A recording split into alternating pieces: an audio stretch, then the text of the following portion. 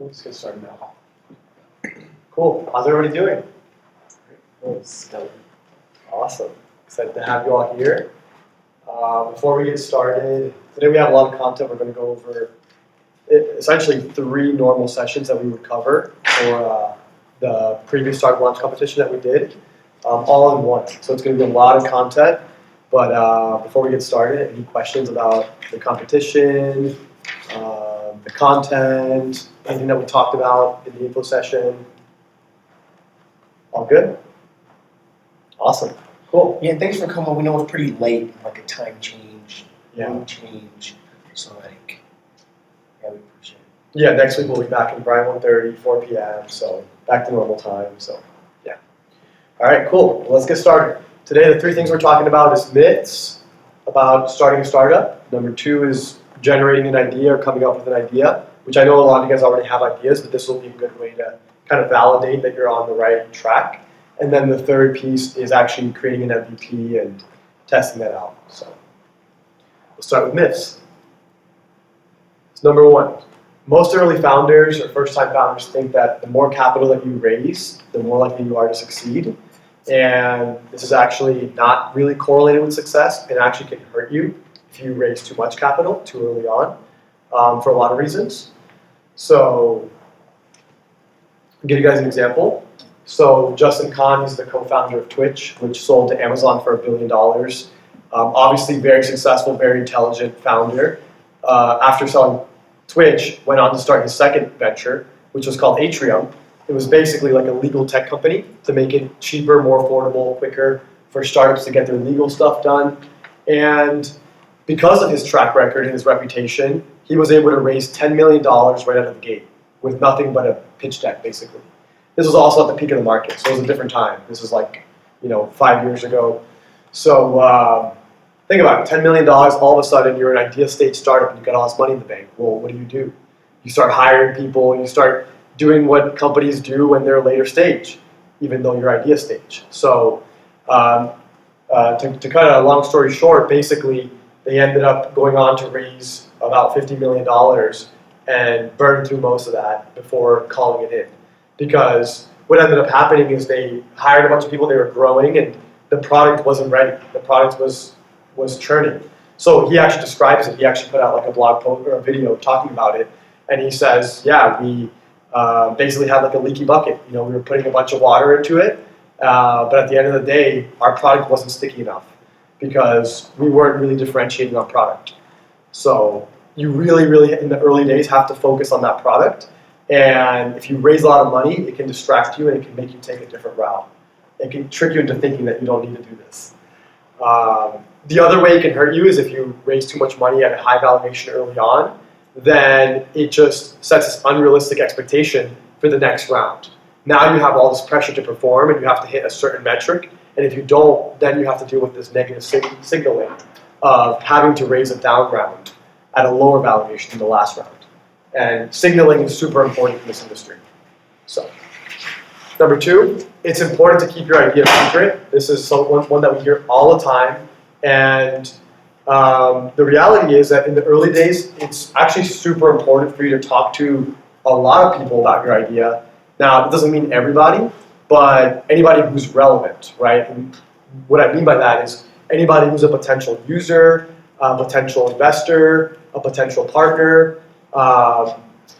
You don't really want to keep your idea super guarded, and if you're not talking to anybody about it, you'll never be able to get feedback, and you'll never be able to keep learning and improving. Number 3, the more time that you spend planning, strategizing, and thinking about what you're building, the more likely you are to succeed when you finally launch. And this happens to so many first-time founders. The reality is if you spend 3 years working on your first iteration of your product, or 3 days, you're going to be 90% wrong regardless. And that's just a number, but the reality is you're going to be very far off from where you need to get to before that product is ready for you to start taking on customers and generating revenue. So really think about that. It's like whether you spend all this time or little time. So you want to shorten it as much as possible, get to these little quick feedback iteration, product feedback iteration loops where you can move quickly and learn quickly. Number 4, the bigger your team, the more likely you are to succeed. And we've seen some teams that just try to find a bunch of interns, try to have like 8 co-founders, and when you look at the data, most successful companies, and I'm sure you guys know a lot of successful startups, and if you look at the teams, it's usually 2 or 3 co-founders. That's usually the most common team size. And then sometimes you'll have 4, sometimes in rare scenarios you'll have 5, but the reality is 2 or 3 is the most likely.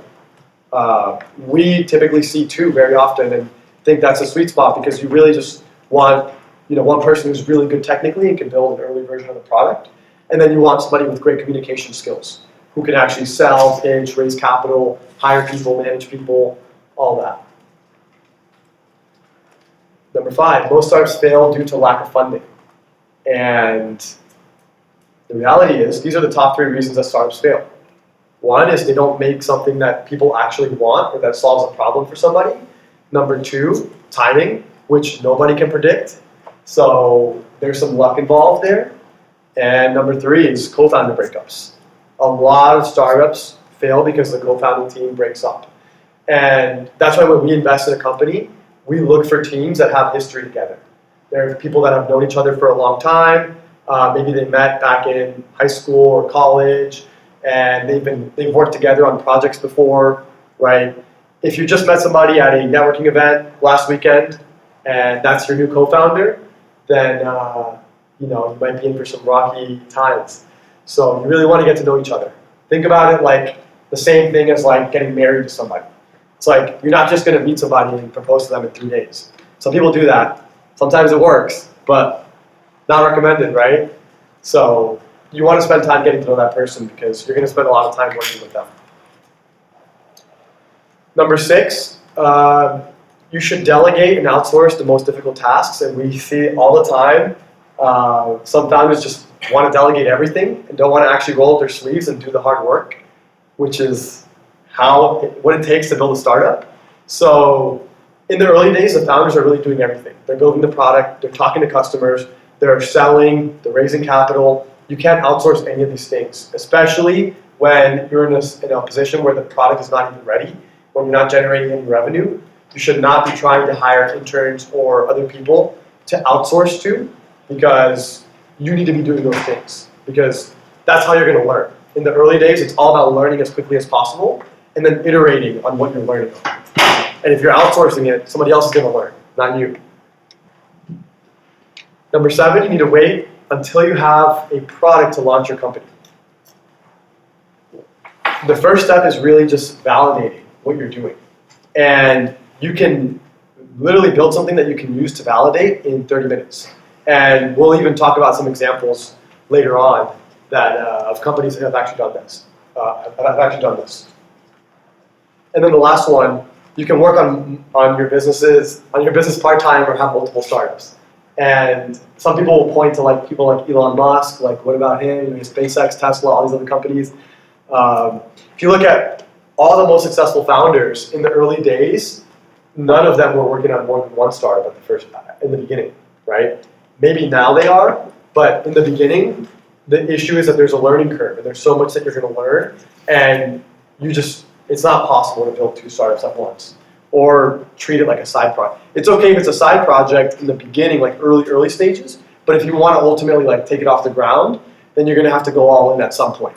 And that's something that you need to, have that conversation about with your partner, your co-founder, whoever you're going to build this with. Cool. So we're going to get into the ideas now, and then we'll do a little exercise at the end of this section before we get to the MVPs. So a lot of founders tend to think that the best ideas come in this burst of enlightenment or inspiration, or wake up in the middle of the night, you had this dream, and now you've got a brilliant idea, you had an aha moment. The reality is, this is the furthest thing from the truth, and even these aha moments, they do happen, but usually whatever comes of that still needs to be put to the test and still needs to be iterated upon many, many, many times before you actually have something that's $1 billion company. So if you pursue an idea and you get very attached to your idea, oftentimes it will lead you, or the majority of times it will lead you in the wrong direction. And so usually the path you want to take is you want to start with the problem and focus on the problem and continue to learn. This is what we usually tell founders. This is what I was talking about earlier, the product feedback iteration loop. So it's really simple. It's you spend a couple days or a week building something, then you spend a couple days or a week talking to people about it, putting it in front of them, seeing how they interact with it, and then interviewing them about it and about the problem.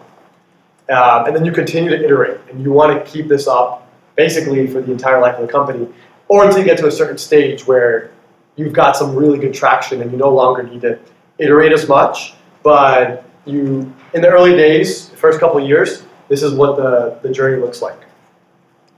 So again, start with the problem, focus on the problem, and we're going to talk about what problems would be worth solving, right? What should you focus on? So if you focus on an idea, you may end up with a solution in search of a problem. So that's the risk that you run. And this happens a lot, and it's a really dangerous place to be because sometimes you might even get a little bit of traction, and it's actually hurting you in the long term because you're convincing yourself that you're onto something because a few people are paying for it, but you're never going to get that traction that you need to be able to scale this thing. So some people spend months and even years working on something that's really a solution in search of a problem. So you have to make sure you're solving a real problem. This is what a real startup journey looks like.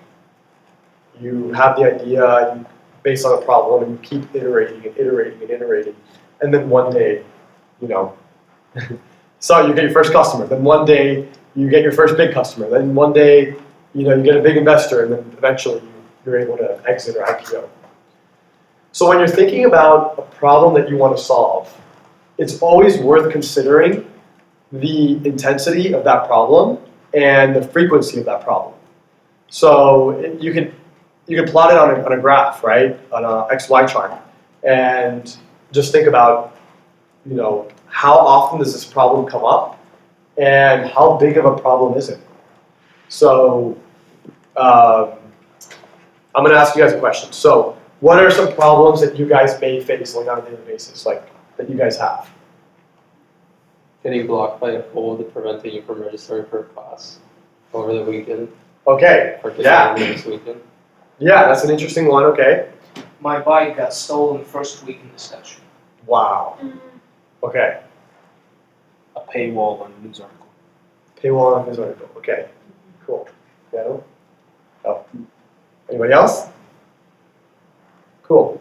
So let's plot these, right? Let's think about these. So you having a hold, not letting you register for your classes, right? For next semester, or is it? That probably has to do with the availability of teachers. So that would be a real problem, I guess. Oh, okay. Yeah. Teacher availability. Right. So, and I'm assuming this happens to other students as well. So this is like a big problem. So like, does it seem like there's an opportunity there? Probably, right? What if the system would automatically just tell the school automatically hey, we need to add a new teacher for this course, or we need to cut this, or automatically cut off registration at a certain point, right? So who knows, maybe there's an opportunity there. Getting your bike stolen, that's a big one, right? And that happens a lot. I hear bike theft is actually the #1 crime that happens in Gainesville. So this happens actually pretty often, and it's, it's not like they stole your car, but it's still really annoying, and especially if you depend on that to get to class. So maybe having a little GPS tracker, which I know they already have that on the market, right? So this is the way you want to be thinking about the problems that you're going to try to solve. And then the third piece of this, we talked about the intensity of the pain. We talked about the frequency of that problem. The third piece is, do you have an ability to fix this? Or why should you be able to fix this? So let's talk about an example. And this is what we call problem founder fit. So you want to ultimately be very connected to the problem that you're trying to solve, meaning that you personally experience the problem, or somebody that you know very closely experiences the problem, and potentially on a regular basis, right? If it's something that nobody that you're close to experiences, then you should ask yourself why you're trying to solve this and why you're a good fit to solve this. So we'll give you an example, which is EasyLearn, which was actually our first investment through our venture fund. And they actually it's a company that spun out of UF. So Blake Richardson, his father was in the fire service for over a decade. And his father would come home stressed all the time. And he decided to do some digging because one day his father came home and said, hey, our family friend, who's also a firefighter, had a heart attack on the job. And so Blake starts doing some research. He finds the leading cause of death in the line of duty for firefighters is a heart attack. So all of a sudden he's like, wow, I need to do something to help solve this. He starts thinking about the whole journey of a firefighter, talking to firefighters, interviewing them, understanding what the day-to-day is like. One thing he realized is, well, firefighting, by nature of the job, it's a very stressful job, right? But the alerting method doesn't need to be stressful. And the alerting method for firefighters hasn't changed since fire stations were first created in this country 300 years ago. So he comes up with the system called EasyLearn, and it's a patented now tactile pre-alerting system. So it's a wearable device, kind of like an Apple Watch, gives a gentle vibration 1 to 2 minutes before the alarms go off at the station, and it helps ease them into it. Instead of your heart rate going from 55 to 150, it goes from 55 to 75 to 95. So you're gradually ramping up. And so, again, one of the reasons that we invested in this company is because Blake had such an intimate understanding of the product, of the problem that he was trying to solve. So not only was his father in the fire service for over a decade, he'd actually gotten to spend time at the fire station. He'd actually gone many times to work with his dad and talk to the other firefighters and see what it was like. So there was some really good founder market fit there.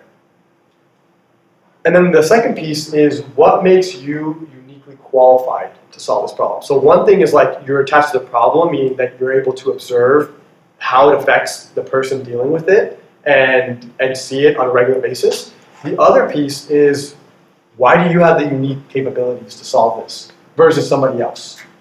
And one example we'll share here. So when we first started our accelerator was after the pandemic hit in June 2020. Our second cohort, we had a company called Rise Superfoods go through our program. Anybody ever heard of this company, Rise Superfoods? Maybe? You heard it? Yeah. So if you haven't heard of it, you're going to get ads now on Instagram. So prepare yourself. So Rise Superfoods, the founder, Rashad, he graduated from Harvard, ended up working at Maxwell House Coffee for 2.5 years as a brand manager. While he was there, he noticed some trends in the industry. A lot of consumers were looking for coffee alternatives and healthier options, maybe lower caffeine to reduce their addiction or intake of caffeine on a daily basis. And so he pitched the Maxwell House team on having a mushroom coffee, mushroom low caffeine. There's some superfood mushrooms, things like reishi, king's trumpet, if anybody's heard of them, but they're natural and they have health benefits like endurance, strength, focus. Maxwell House Coffee says they want nothing to do with it. They said this is going to cannibalize our sales. So he keeps pushing, Eventually he says, all right, they're not in. He quit his job, cashed out his 401k, moved to his parents' basement in Boston, and started Rise Superfoods. When we met him, we were not really looking for this type of company to join our accelerator, but at the time he was already selling around $10,000 a month of mushroom coffee online, just with his own online store.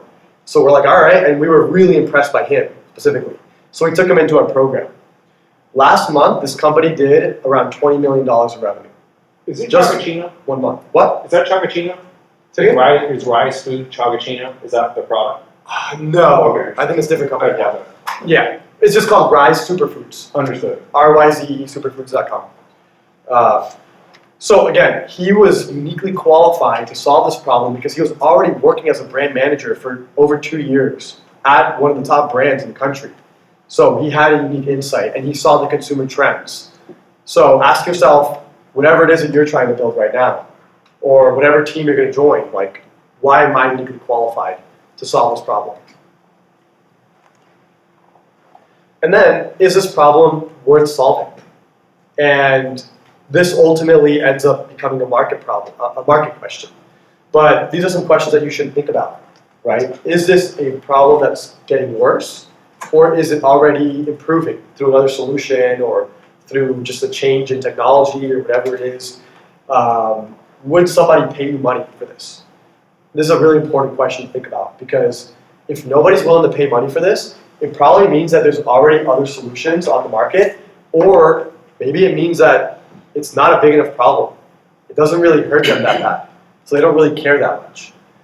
And the last piece is it an urgent problem? They need a solution. So how quickly, how badly do they need a solution for it?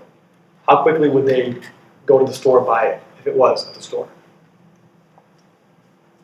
So like I said, this ultimately becomes a market question. And most of you probably have seen this, but I'll put it up just for a second so you can see the TAM, SAM, SOM, which is your total addressable market, the total market for your product, then the SAM, which is the serviceable, obtainable market. So this is what you can realistically capture over the lifetime of the company with, the current vision for product lines that you have in mind. And then the last piece is a serviceable, available market, which is what you're going to start with. And you really want to get specific about this. So I think the example that Justis used, we were giving a presentation about a week ago, and he was talking about, was it whiskey? Yeah, because everybody comes in, they're just like, oh, the global liquor market is, $100 billion a year. And if I just grab 3% of that, I'm going to make X, Y, Z. But that's not realistic, right? So the total addressable market would be global liquor sales. Let's say that's $100 billion. Your serviceable available market would be specifically America and then whiskey. And then the 3% would be the SOM, which is the 3% of the American whiskey market that you could. And then it just helps you understand what that market really looks like, because you're not realistically trying to sell your American whiskey to Europe. It's not going to work, right? So you just know a little bit more about who are those distribution channels, where are they going to sell? How could I really reach out to that market? So it's just helps you really get a bigger picture on how you're going to really capture that. Yeah, and when you narrow it down to that 3%, you really want to be thinking about not just we're just going to go after this 3%. It's who is that 3%? And you ultimately want to create what's called an ICP, so your ideal customer profile. So you want to know everything about that person. What is their age range, what is their gender, where do they hang out, what are they into, what are their hobbies. You want to know everything about that person. So keep that in the back of your head as you're working on your startup. So 9 out of 10 startups fail. And when you first see this, it's very discouraging. But the small percent of startups that do succeed oftentimes go on to solve really big problems and make the world a better place in a lot of cases. So, and obviously a lot of wealth is generated through this.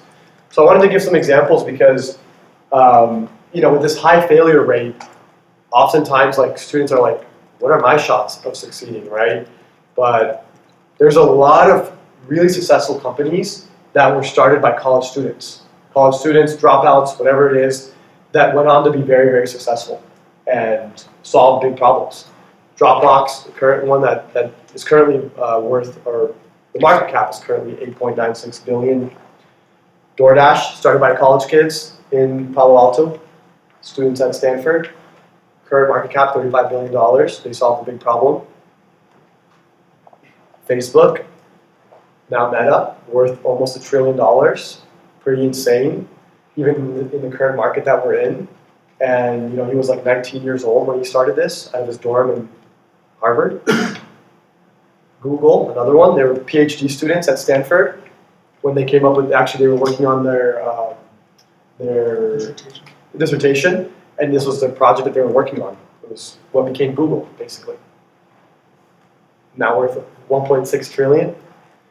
And then I wanted to talk about some local ones too, because this is not it's just happening in a fantasy land or just Stanford and Harvard, right? This is happening right here in Gainesville too. right? So Feather is a good example. Feather was started by a local college dropout, Aiden Augustine. Company has an office downtown. He's been working on this since, I want to say 2012 or 13, around that time. And they've probably pivoted like 6 or 7 times throughout that journey. And those first like 5 or 6 pivots, there was like no traction until they got to one that really ultimately ended up taking off, which was probably like 5 years into their journey. So just think about that. Like, it was definitely not an easy journey. He like moved to Texas at one point, joined an accelerator over there, and then ended up coming back. Things weren't going as planned. And yeah, from 2017, 2018 until now, it's been a pretty solid growth trajectory. And the company is now estimated, I would say actually over 100 million. I don't want to give an exact figure, but I would say at the very least worth 100 million. Another one, Fracture, started by 2 college students here that asked a simple question: what if we could print on glass, right? So then you could have a beautiful picture without having a frame on it, and just put it on the wall. And how many of you guys have heard Fracture before? Okay, a lot of you haven't. So it's a local company, and they're shipping these things out like crazy all over the world. People want pictures of their dogs, their families, whatever it is, and they're absolutely crushing it. So their facility's up. They used to be in downtown, but they're up in Alachua now, like 30 minutes from here. But again, 2 examples right here locally of college students that went on and did big things with their startups. So I know we just went through a lot, so we're going to take a little pause here. We'll do our first interactive activity. We're going to pass out some sheets with business model canvas. So the whole idea here is that when we were students, we both did the Big Idea Competition. We've talked about this. The Big Idea Competition is great. It's a great feeder for startups, and it's a great starting point. The only thing that we saw is that you spend a whole semester, and at the end of it, you've got a 50-page business plan, which, as we all know, when you go to market, you really start to learn, and you start to pivot and evolve, and so the business plan is no longer as relevant. So we found, over the years, this is a really, really valuable tool, the Lean Business Model Canvas, because you could actually fill it out in 5-10 minutes. If you really spend a lot of time on it, 30 minutes. And this is valuable forever, right? You can keep revisiting, and you can keep updating it as you go. So we're going to spend about 5-10 minutes here working on this for whatever ideas we are working on here in the room. And then we'll walk around and answer any questions. And then once we're done with this, we'll go ahead and get into the MVP. So, And if anybody doesn't have an idea yet, join somebody else who does. yeah. Any questions before we get into the activity? Good? Cool. So since most of you guys are almost done, while you guys are finishing up, I'll just kind of go over it real quick. Right. So the biggest thing about this, right, is that we don't have this fixed plan, like how he was saying, right, like 64 pages. At the end of the day, you can keep this as kind of like a base. And then as you start to, because I'm going to get into MVPs and product and trying to test your hypothesis, as you come back, you can literally come back to the drawing board and be like, okay, well, I thought that my early adopters were going to be X, Y, Z. They all told me to screw off, right? So then you can come back and literally erase it or put a line through it and kind of, so at the end of the day, this is like a working model. Just like how your business is going to be a prototype, this same thing is like easy to just kind of switch in and out of everything. So, like Pablo was saying, when you get into making a formal business plan, this is one of my favorite things, right?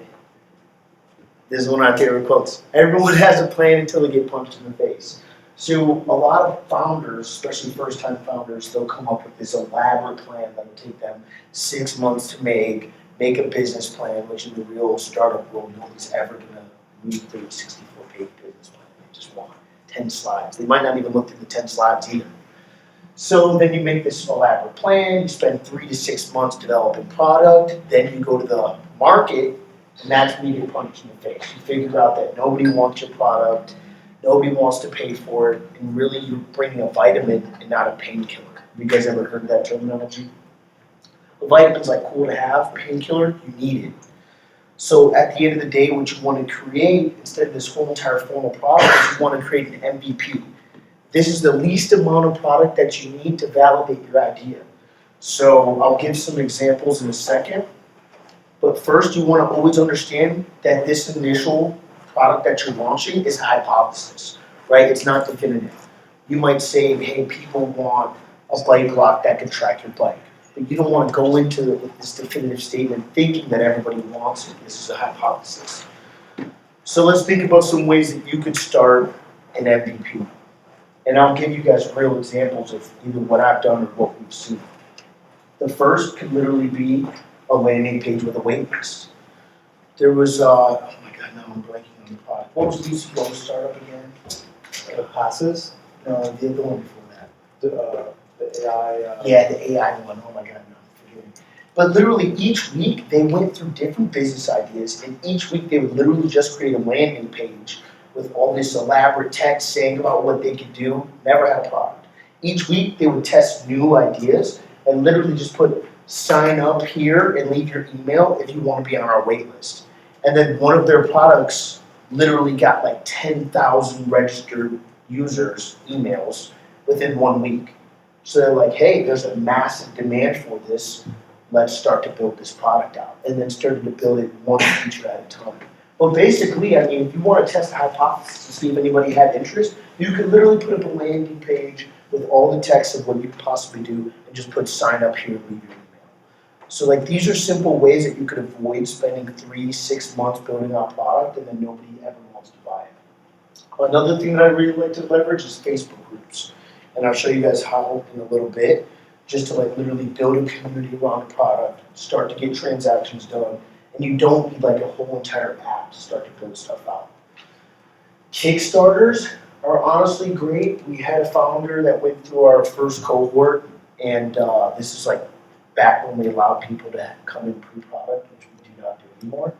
But they were like, hey, I don't know if anybody wants this. I don't know how to pay for this. They couldn't raise money because they didn't have a product. So they literally, we were like, hey, start a Kickstarter. They told everybody what they were going to do, how they were going to do it. She ended up raising $10,000, pay the developer, launch the app. And I mean, it's a great way to kind of see if anybody wants to pay for your stuff. And then wireframes, right? You can just literally go on Figma, come up with a bunch of screens, put it out there and see if anybody wants to use this.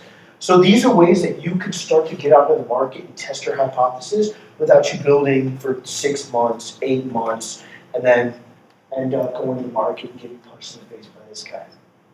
The white tiger. Cool. So the only advantage that you guys have as a startup is speed, right? Like Google, resources, departments, they can crush you. But at the end of the day, the only thing that you guys have is you guys can pivot on a dime with, literally your startup. You can recreate the whole entire team dynamic. You could launch a new product tomorrow. If they want to do that, they have to go back to their board. They have to talk to all their engineers. They have to start from scratch. So as a startup, just always know speed is everything. Launching, reiterating, and that's the only thing that's going to help you guys win. Next, you make sure that you want to build with these people. Like how Pablo was talking about earlier is, remember that guy, Justin Kahn, he raised all this money and he went to go try and start scaling. The problem is that when you go try and start scaling, if you don't have product market fit, it's going to be a leaky bucket, right? As much money you put in, as much users that use it, you're going to start to churn the same amount of users that you're bringing in all the time. So you're going to continuously keep trying to add water, keep trying to raise money. At the end of the day, it's better for you to build a product that 10 people love. You don't need to start off with 1 million users, 1,000 users. And people always think this, like, oh my God, I launched, and only 10 people are using it.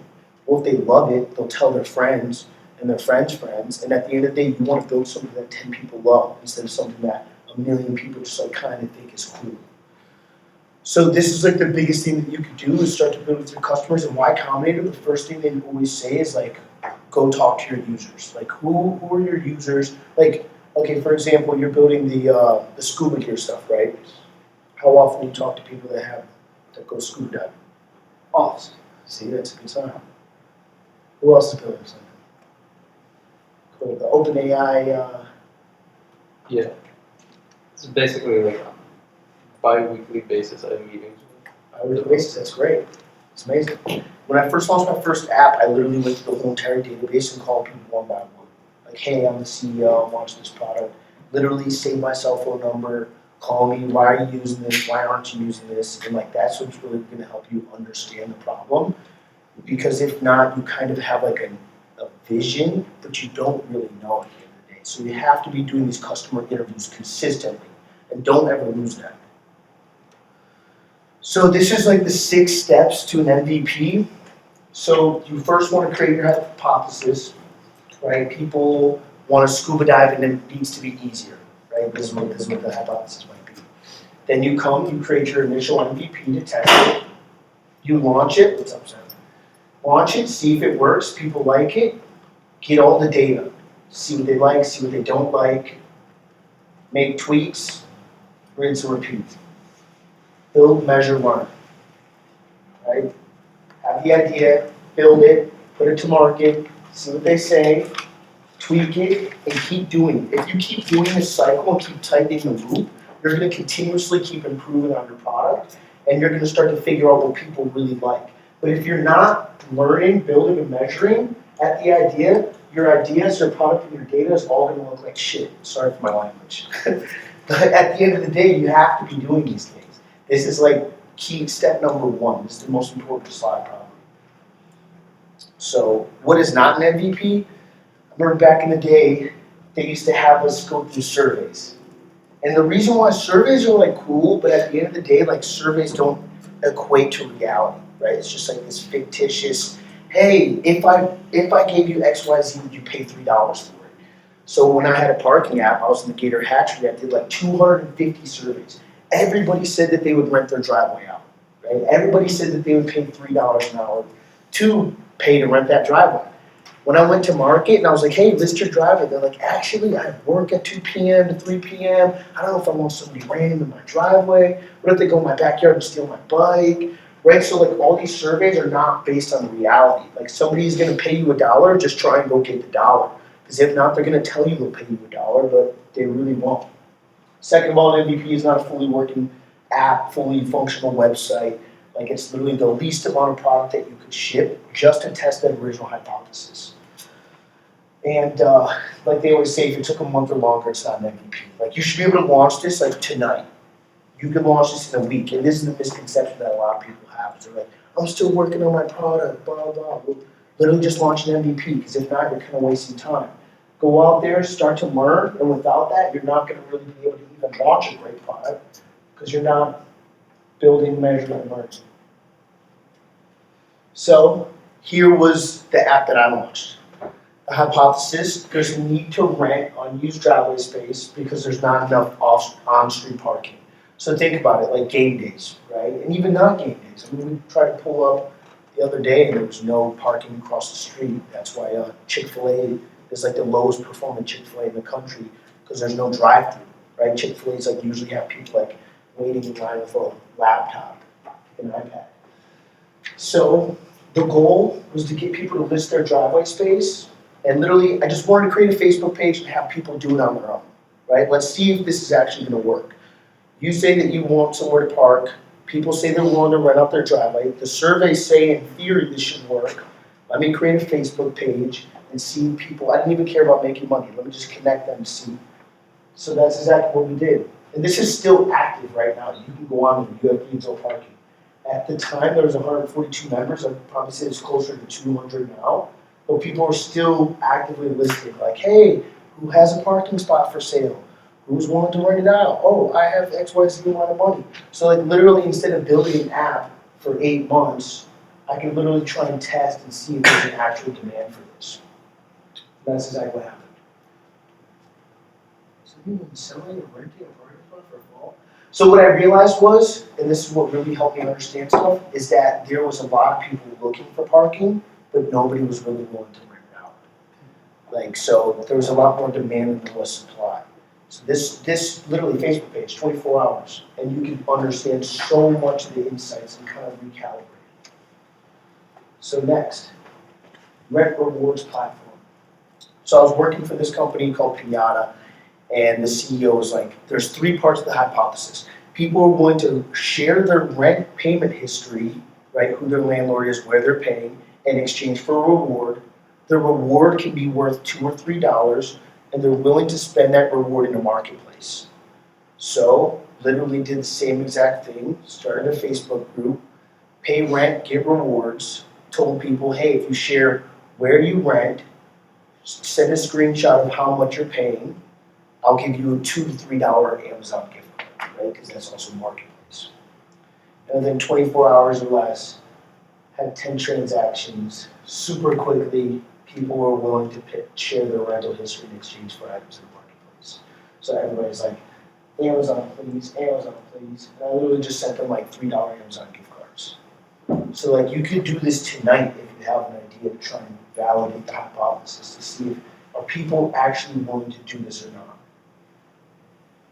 And then actually that's it. That's all we have. So I think what we wanted to do is have an opportunity for other people who didn't pitch yet to come up here and pitch for the last like 20 minutes, and then we'll let you guys leave here early. So Sebastian, you didn't pitch last time, you should come up here and pitch. And then Olivia, if you have something. Already. Come on, come up here. And also, if none of you guys filled this part out, you have to enter your team in the competition if you haven't done that yet. So come on. Give them a round of applause.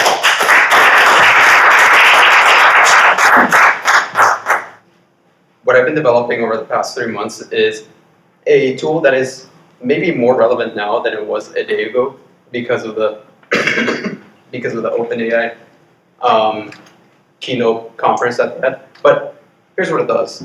It basically enables anyone to not only programmatically interface with ChatGPT plugins, which is something you otherwise wouldn't be able to do. It also enables you to use them as like a normal user through openplugin.io, which is a website that is live and that you can access and try out for yourself. Everything's free. You're just going to need to sign up with an email, which I can show at the very least the landing page.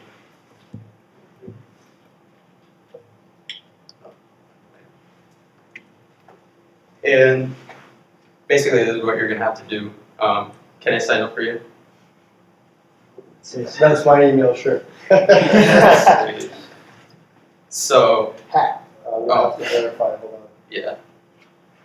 So this is only the client, which is just a demonstration of the open source packages that are under the hood that anyone can access. And what most people are actually using this for, I've learned, is basically just to try out individual plugins and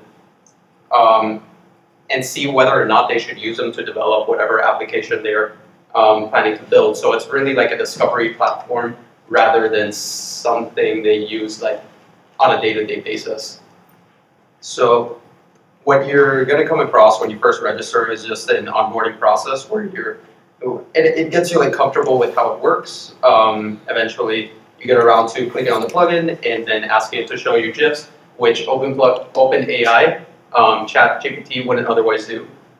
And then you can basically use this or any other of the 170 plugins, which are currently like not entirely, some of them are not entirely functional, and that's kind of part of the mission, to make them more functional by increasing demand, by having more people use it, and then more functional plugins is better plugins, and then that brings in more users, and so on the virtuous cycle continues.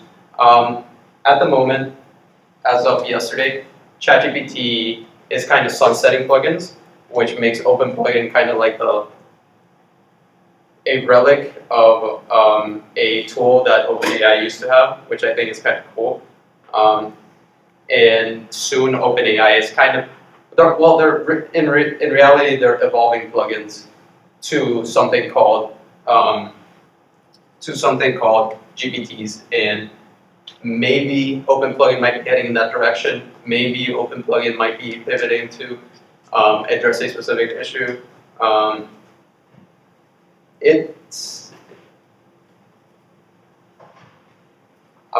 not 100% sure where it's going to go, but the infrastructure is there to do a whole host of really cool things. And here's another example where it scraped the information from OpenPlugin, which ChatGPT would have no idea about because Open Plugin was made 3 months ago. And yep, that is Open Plugin. And if you're interested in incorporating that for whatever product you're aiming to build, I would highly encourage it. I had a friend who was hoping to build an educational platform where he needed to scrape like some YouTube videos, and he found that you can literally do that here. Like if we just find some YouTube video, which I might be logged into your account. You're done. I should probably go and find whatever. You can stick some YouTube video in there, and it's going to be able to get the transcript for you, and you could talk to that transcript of the YouTube video, for example, and that's one of the 170 plugins.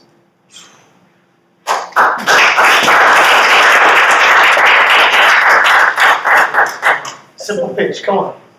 Do it. I missed the info session. Is like the pitch like also at the end, or is it like was it supposed to be last week? Some people pitched last week.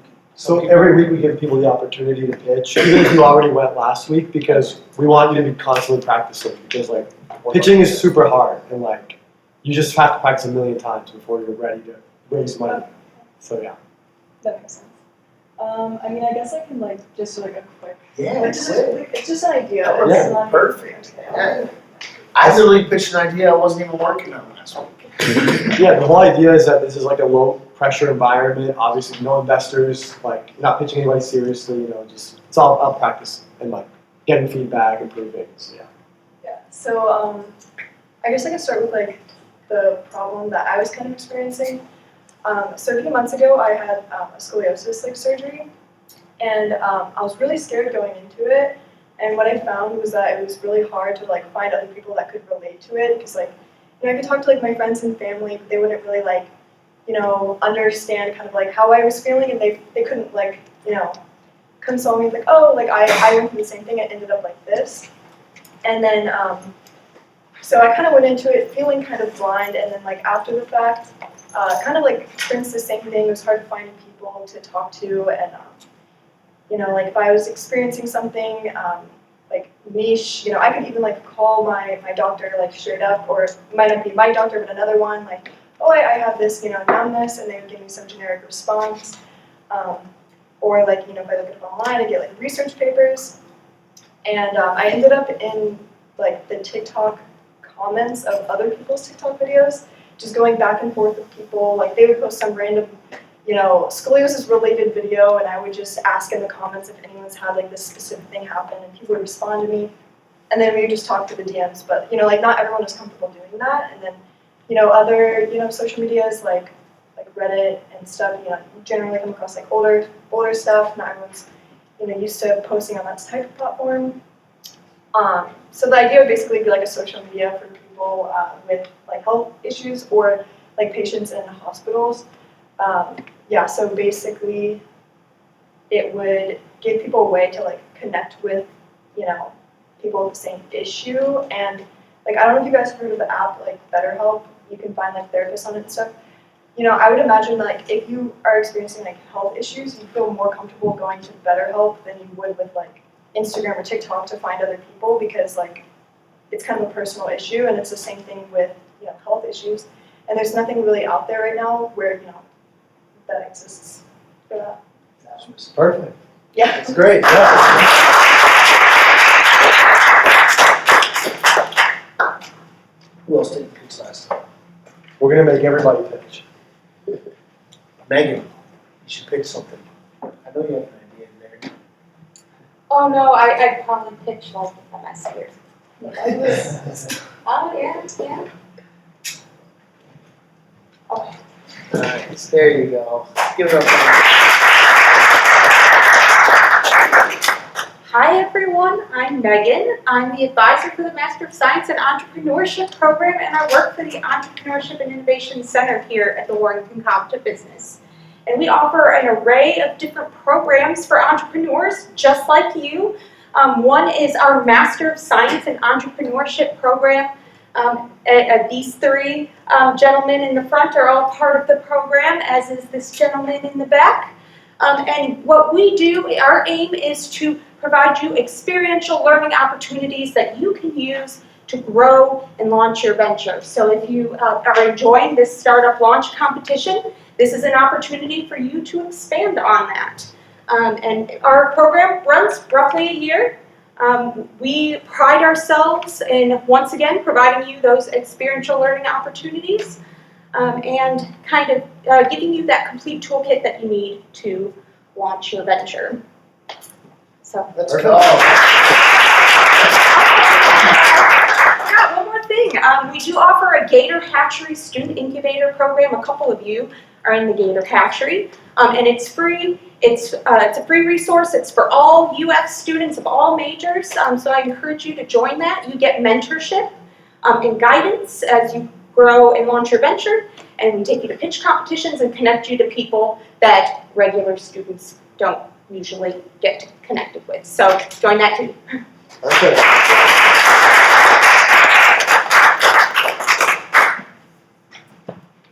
Yes. Yeah, perfect. Let's do it. What's your name? Scott. Scott. Give it up for Scott. I'm gonna use Just the escape button. No more using my email though. He signed up for a whole bunch of stuff right now. Yeah, I just got your entire Gmail. You're done, bro. It's over.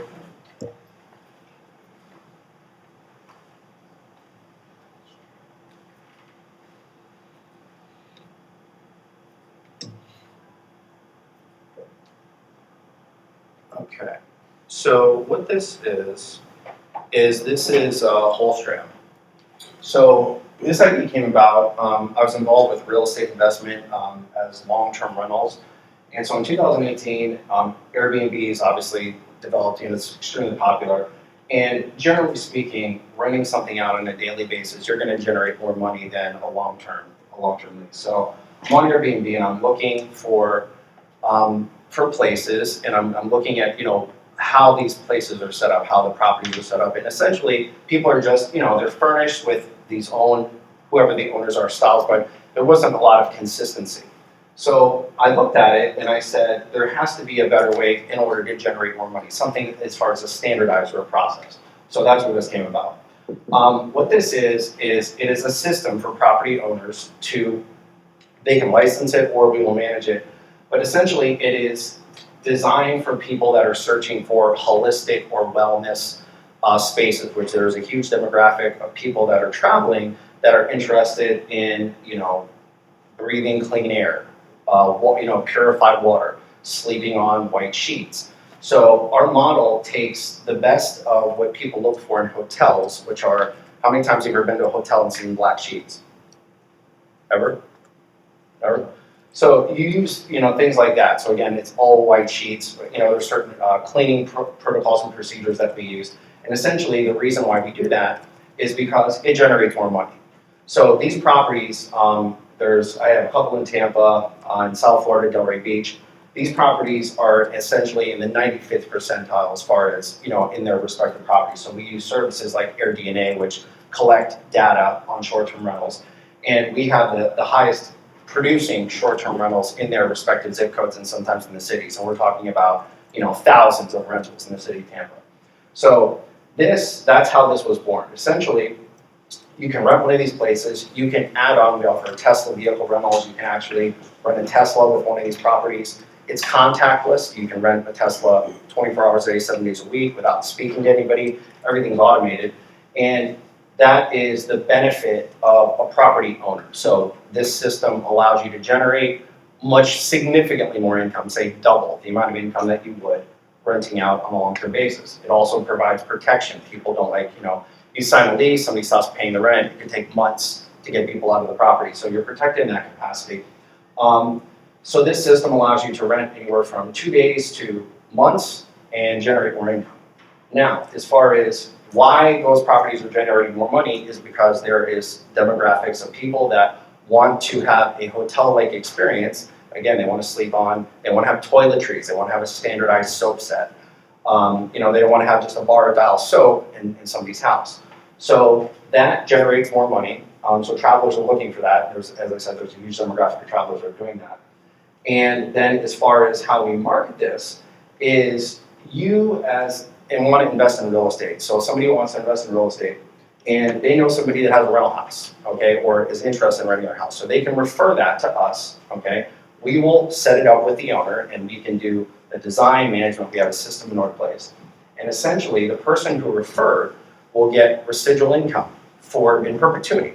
So they will actually get a check every month on this property. So depending on how much the property rents, we actually do profit sharing and give them a percentage of the profits. And again, this is essentially investing. There is no ownership, but it is in perpetuity. So as long as that property stays under contract and is rented, they can generate money. And that's essentially it.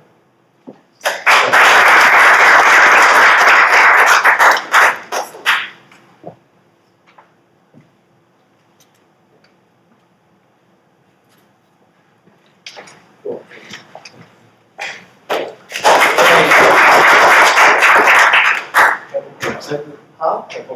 For sure. Pull Pablo's email. Sign up for as much as you can. I'll give you his email too, don't worry. I just bought one, so I just took it off.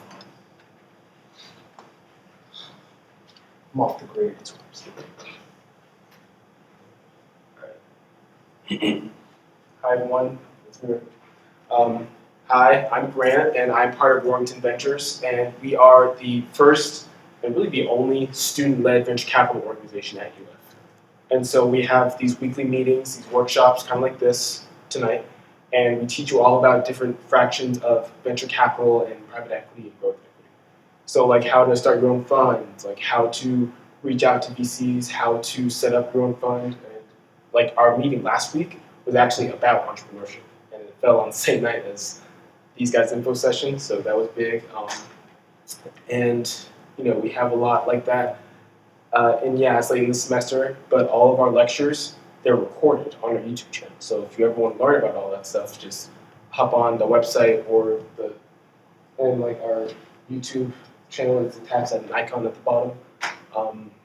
Yeah, and our next meeting is this week Thursday at 4 p.m. in Bryan 130, and that is actually going to be a panel on entrepreneurship in VC, and one of the speakers will be this guy right here. And fireworks. It's insane you guys did before it. I can't believe you guys did this. Good job. Good. So yeah, website's right here, and read all about it.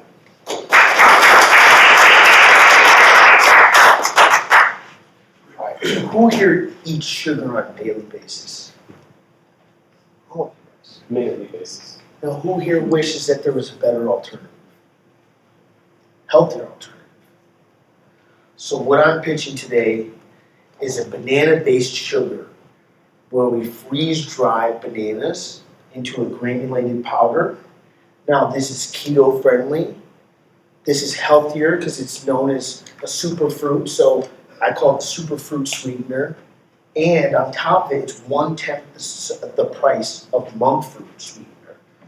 So what I'm asking for today is $100,000 in exchange for 10% of my company, Sharks, who here wants to buy into my superfruit sweetener. The market is done. I'll take it. Does it use AI? Dude, it's .ai. How do I do this? Banana.ai? Yeah, it's sweetener.ai. I'm in. Cool. Who else wants to go? Come on. I have a pitch deck with me today. How long is the pitch deck? Well, maybe let's not go through the whole thing. Maybe I can run through it for 7 minutes. Can I?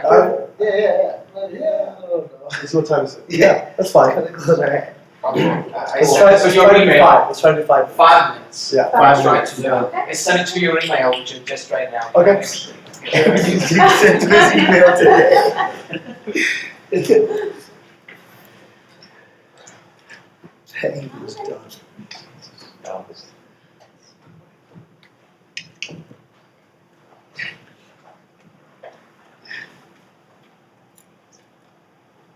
You send it to my other. Yes, perfect. Can I actually, okay. Last week I pitched mine. long distance ride sharing platform. Isn't that what Hitch is? See Hitch? There is Hitch, but Hitch is gonna You got a clicker? Yeah, can I actually use it? Yeah, that's very good. Which week of the picture? You All right, guys. Exactly. You have 5 more. I'm gonna time you. Yeah, thank you. I was there last Thursday and I tried to introduce the product, and now I'm going to show you so you get the idea more closely. Now, Hydroid, what is it? What problems do we actually solve? 3 problems. First, conventional diving equipment weighs a lot, 55 pounds, and it's very hurts your back while you're trying to enjoy the underwater life. Second thing, equipment is bulky. A lot of hoses, a lot of gauge controllers, and all this stuff. Sheesh, we don't like that.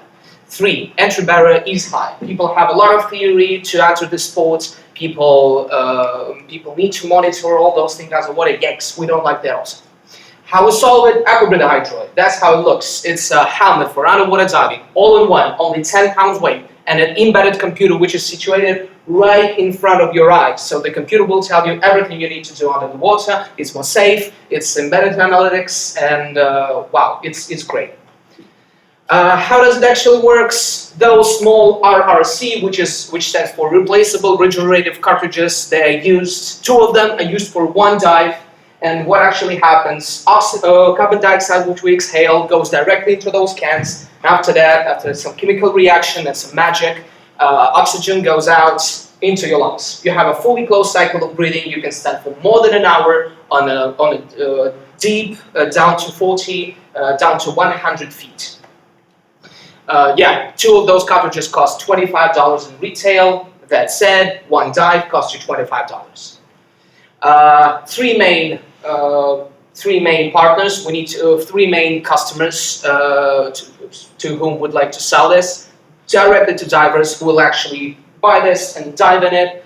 Second one, resorts, because they have a lot of entertainment opportunities and all the jazz. But the most crucial partner for us is diving centers, because you need to teach people how to use the product. And diving centers is an already established infrastructure to do so. We can sell our equipment to the diving centers. They teach you how to do it, and they rent you out our equipment.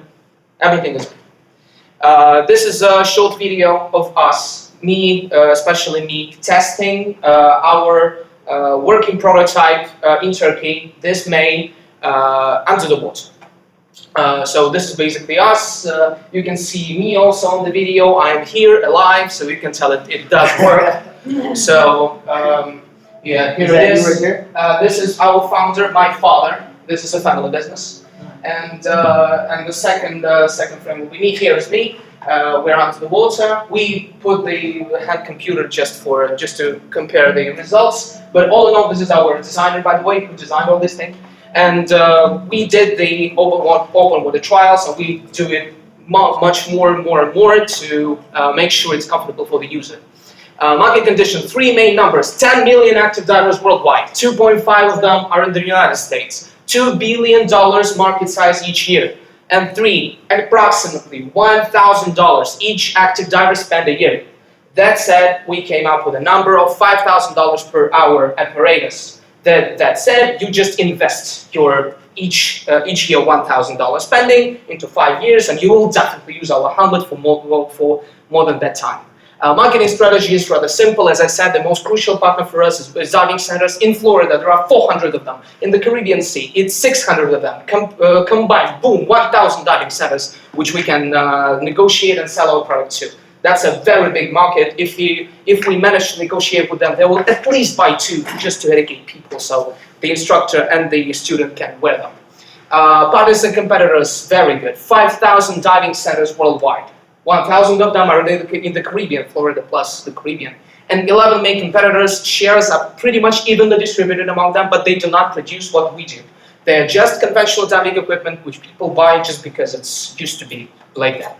Our team, I will not stop a lot of this. I'm the CEO, management entrepreneurship degrees. I'm an inventor, diving instructor with 20 years of experience with a degree in physics. And our founder, Maxim, my father, he has 30 years of experience in finance and management, and he's the founder of this company. As for financial projections, a lot of words on that slide, but I will conclude that we estimate after the first year of sale, or during the first year of operations, we estimate 3,315,000 dives to be conducted using our equipment.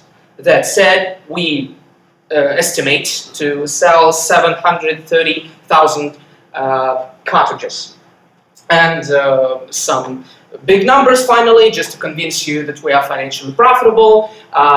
We estimate by the year 2025, we want to sell 1,500 units in the US and the Caribbean, especially in this region, because it's very, very attractive for divers. And plus the cartridges, some estimated cost prices for the cartridges and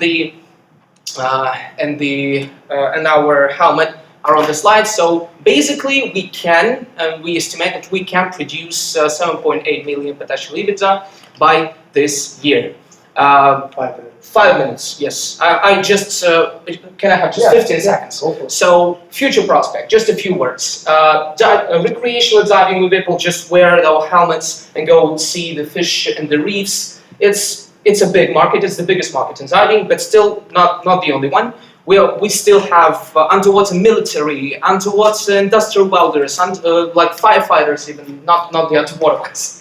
But we do not address those markets just because each of those categories, they have their own special features that they want inside the product. So after we reach the bigger market of recreational divers, we will definitely address those with tailor-made products for them. Thank you very much.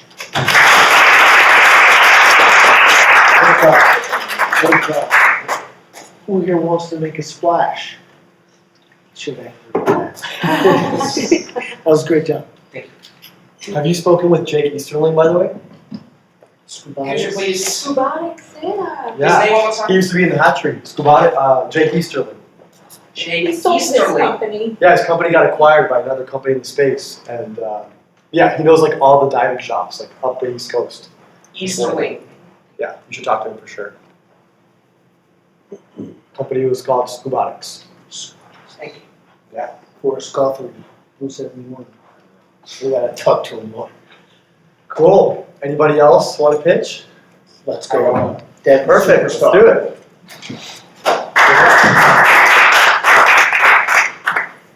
All right, so my name's Devin Willis. How many of you guys take notes? Saw you taking one. So, how many of you guys take notes and never look at them ever again?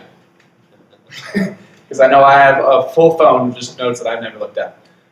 So what I want to do is use the power of ChatGPT and new LLMs to basically automatically organize the notes that you take and record and help give you contextual information to the questions that you ask. So people are already plugging ChatGPT into your own data, right?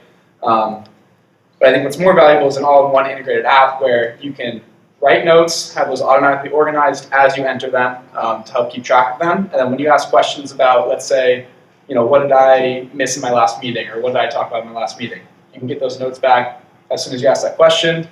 The ChatGPT will basically go through and find all those and return them to you, which now you don't have to go scanning through your notes again.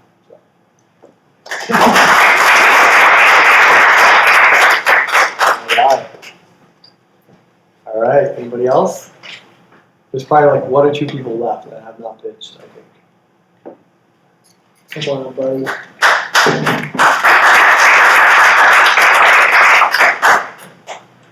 So, who here sometimes wishes there be more variety of food in general? Alright, so that's the majority of people. The concept I thought about is neighbor chefs. So basically, there's already delivery of food from established restaurants. And there's also, you can just go and make your own food. That takes a lot of time. So when you look at the graphs that the USDA provides, people are moving towards cooking less and less in their own house and buying more food outside. Now, in some cultures, like Hispanic culture, it's already very popular to buy food from other people's houses. So what I'm thinking about is making a mainstream platform for people to order food from other people's houses and just have it delivered. Delivered to be done by white label delivery, so like DoorDash, Uber, they already have the drivers. And the platform would just be having the chefs, making sure they're certified, because you don't want like shitty chef. Sorry for the language. And yeah, and then you buy the food, on the platform, ideally you can also rate them. Maybe you can integrate like some social media aspect. People love watching other people make food. So the chefs can like make food, people can like it, share it, and they can go that way. That's pretty much it. Yesterday I made burgers with a curry, like butter chicken sauce. Sold it on the platform for $10. Paid for all of my costs. Yeah. Sold it. Now, your email glitching Pablo? Huh? Is your email glitching My Pablo? email got hacked. I wonder who did it. Really quick, he just reminded me of something that I wanted to briefly cover to end the Sebastian night. opened you up a bank account, don't worry. Don't worry, I'll link it to your account. It's alright, I'll be careful with it. Only use 90%. So this is cool. You mentioned food delivery. He was talking about DoorDash, and I think this is an example that we have to talk about for today's session. So this will be a good way to wrap things up, especially as you guys are working on your first version of your MVPs. So when DoorDash was starting out, the way they got the idea, they were kids in college and they were living in the suburbs because their families were based there, and they one day wanted to have Thai food, and there was no Thai food in the suburbs where they were living. So they were like, why can't we just like have this delivered? So they said, screw it, like let's create a platform so people can order whatever they want, whenever they want, right? And they literally created what was called PaloAltoDelivery.com. This was how the landing page looked. And there was no functionality. They had like maybe like 2 or 3 restaurants on there, and you had to like literally call a number to like order food. And then like a week or 2 later, they're like in their car on the way to go get some ice cream, and they actually get a call. And somebody's like, hey, I'd like to place an order for this food from this restaurant. And they're like, but they look at each other like, oh shit, like we actually got an order, like what do we do now? Like they hadn't even thought about it. So they literally like, well, okay, we'll get ice cream later. And they actually just went and did the delivery themselves. So the whole idea is here that they literally spent 30 minutes on a landing page. And that was the first iteration of the product. I know some of you are further along, you seem like you're years into your project. So, maybe not as relevant for you, but for anybody else who's just getting started, this is like the key here. Like you want to get something out, 30 minutes, 2 hours, quickly as possible, and then just put it out there, start talking to people, and see what comes of it. Is there like a microphone here? Like, I heard an echo for something. But yeah, we'll wrap up with that. Are there any questions today about anything that we covered, or pitching, or anything about the competition? Next Tuesday they'll be back in Bryan. And one question over here. 20-second synopsis of the information about the competition. Oh yeah, for sure. So yeah, traditionally it's a 10-week competition. We're doing it in 4 weeks this time, so very condensed. And essentially it's open to only US students, and you have to have a venture backable company. So it needs to be something that has a large market, something that can scale, and something that a VC fund would be able to invest in. So that's the main criteria. If you show up to these sessions, your odds of being selected are going to be higher. We're using the same criteria that we use when we're investing in a company to select the top 3 winners for this competition. So usually, just to give you an insight into that, we're typically looking for teams that are very strong technically, so they can build a product, and then also they have great communication skills, so they can pitch, raise capital, hire people. They're able to close deals basically. So that's kind of what we're looking for. And then ability to move quickly. This is only 4 weeks. We're only going to see a limited viewpoint of you and what you're building. So we want to know that you can move quickly. And so, yeah. And the prize is going to be $5,000 for the competition. We're going to select the top 3 to pitch on December 5th, but we'll verify that. And then it'll be in Bryan Hall. Same thing as the other sessions. We'll have a panel of judges, and the judges will be ultimately picking the winner. So, and then as far as the last thing that he mentioned, the updates, that's super important as well. So the last thing that we do to be able to keep track, because it's a lot of companies and it's only 2 of us, is we're going to share a sheet with all of you guys that you could essentially every single week put in updates on what you did the previous week, what you're working on now, and what you're struggling with, what you need help with, so that we can find ways to be able to help you further. So we'll share that sheet with each of you as you actually fill out your submission into the competition, which we just have the QR code. We'll put it up again in a second. But yeah, everybody who wants to be in the competition, you have to fill it out.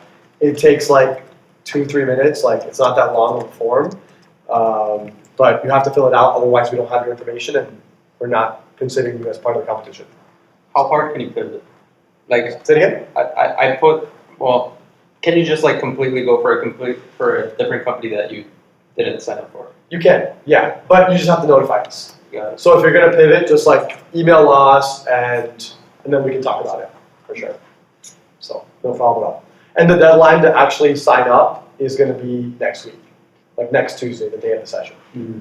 So yeah. Cool. Anything else come to mind? And if not, we'll hang around. We're gonna be here for another 10-15 minutes. So if any other questions come up, then you can just come up to us.